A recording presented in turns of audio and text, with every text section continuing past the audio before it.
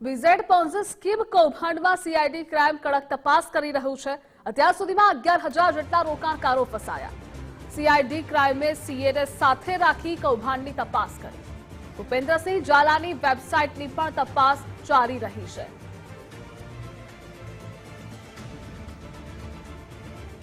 એક બાદ એક પર્દાફાશ થઈ રહ્યો છે મહાઠગ જના કારનામાનો। સીઆઈડી ક્રાઇમે કડક તપાસ કરી રહી છે। અત્યાર સુધીમાં 11,000 રોકાણકારો ફસાયા છે। આ મહાઠગ કે જેણે 6,000 કરોડનું લેખો ફેરવી ફરાર થયો હતો, પરંતુ દવાડાના ફાર્મ હાઉસમાંથી 2 દિવસ પહેલા રાત્રે તેને ઝડપી પાડવામાં આવ્યો છે। ત્યારબાદ 7 દિવસના તેના રિમાન્ડ મંજૂર થયા છે અને હવે પૂછપરછ થઈ રહી છે। એટલે હજુ પણ આગામી સમયમાં અનેક રાઝ ખુલવાની શક્યતાઓ છે। અને આજ મુદ્દે સંવાદદાતા અર્પિત જોડાયેલા છે। અર્પિત, વિઝેડ પોન્ઝી સ્કીમ કૌભાંડમાં સીઆઈડી ક્રાઇમની તપાસને લઈ અપડેટ શું છે?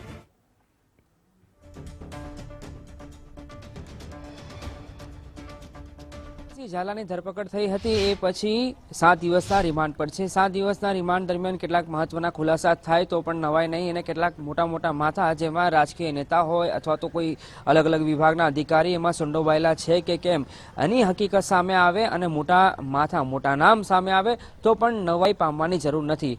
હાલની અપડેટની વાત કરું તો માહિતી એ સામે આવી છે કે 11,000 થી 12,000 લોકો એવા હતા કે જેઓ આ પોન્ઝી સ્કીમની માયાજાળમાં ફસાયા હતા અને ભૂપેન્દ્રસિંહ ઝાલા અને એની ટોળકીએ અલગ અલગ ક્ષેત્રના લોકો, એમાં ખાસ શિક્ષકોને વધારે ટાર્ગેટ કરવામાં આવતા હતા અને 8 થી 9 જેટલા શિક્ષક એજન્ટ હતા કે જેઓ શિક્ષક વર્ગને ટાર્ગેટ કરતા હતા અને આ સ્કીમમાં રોકાણ કરવા માટે એમને દુષ્પ્રેરણા આપી રહ્યા હતા, જેમાં અનેક લોકોના પૈસા ડૂબેલા હોવાની જાણકારી હાલ મળી રહી છે।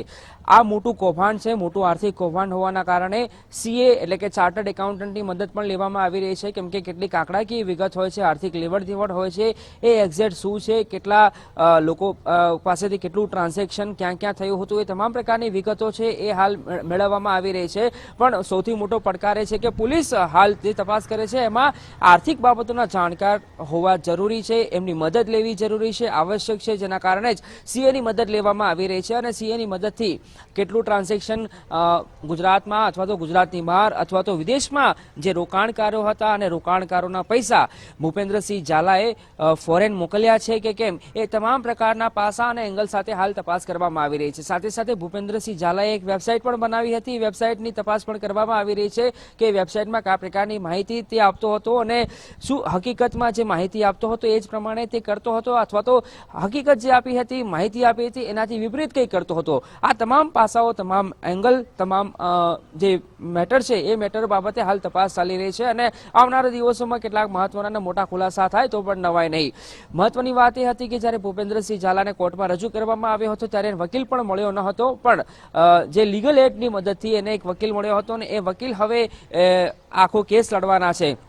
એટલે આ હદ સુધી એની કુખ્યાત અને કારનામા હતા કે એને કોઈ કેસ લડવા માટે વકીલ પણ મળ્યો ન હતો। આ પ્રકારની પરિસ્થિતિ ભૂપેન્દ્ર ઝાલાની આવી ચૂકી હતી। જે ભૂપેન્દ્ર ઝાલા વિદેશમાં ફરતો હતો, મોજ શોખ કરવા માટે જાણીતો હતો, એક વૈભવી જિંદગી જીવતો હતો, લક્ઝુરિયસ જિંદગી જીવતો હતો, એની કંઈક આ પ્રકારની પરિસ્થિતિ હવે આવીને ઊભી રહી છે। અને સૌથી મોટી વાત તો એ છે કેટલાક નેતાઓ અને કેટલાક અધિકારીઓ પણ હાલ ચિંતામાં છે કે ક્યાંક ભૂપેન્દ્ર ઝાલા વટાણા વેરી ન નાખે, કેમ કે આટલું મોટું કૌભાંડ જ્યારે આચરવામાં આવતું હોય ત્યારે કોઈકનું પીઠબળ અવશ્ય મળતું હોય છે અને કોઈના મજબૂત પીઠબળ વગર આ પ્રકારનું મોટું કૌભાંડ આચરવું, આ પ્રકારે લોકોને ગેરમાર્ગે દોરવા, આટલી મોટી રકમ છે એ મોટી રકમ પચાવી પાડવી અને એ પૈસાનો ગેરલાભ કરવો એ કોઈની હિંમત ન ચાલે। પણ કોઈકની એક પીઠબળ હતું, કોઈકની એની પાસે કહેવાય કે સપોર્ટ હતો, એના કારણે જ આ પ્રકારનું મોટું કૌભાંડ આચરવામાં આવ્યું હતું અને એની તપાસ હાલ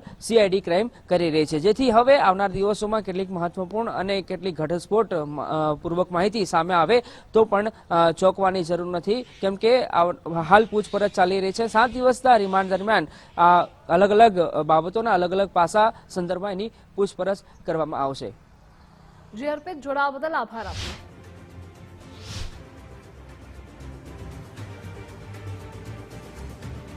સીઆઈડી ક્રાઇમે સીએને સાથે રાખી કૌભાંડની તપાસ કરી રહી છે। કેટલા રોકાણકારો હજુ પણ ફસાયા છે તેની વિગતો બહાર આવશે।